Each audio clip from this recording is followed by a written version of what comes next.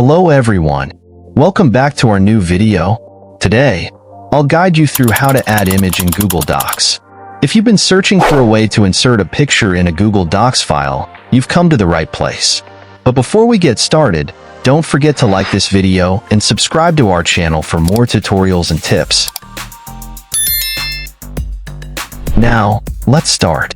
To insert or add a picture in Google Docs, first of all, open Google Docs in your computer web browser and log into your account. Once you're in Google Docs, open the document where you want to add a picture or create a new one. Now, click on the document where you want the image to appear. In this document, I am going to add an image here after this first paragraph.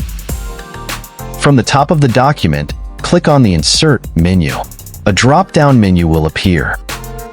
From the drop-down menu, hover over Image.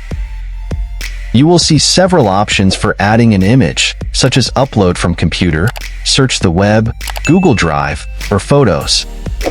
Using one of these methods, choose a photo from your device or online sources.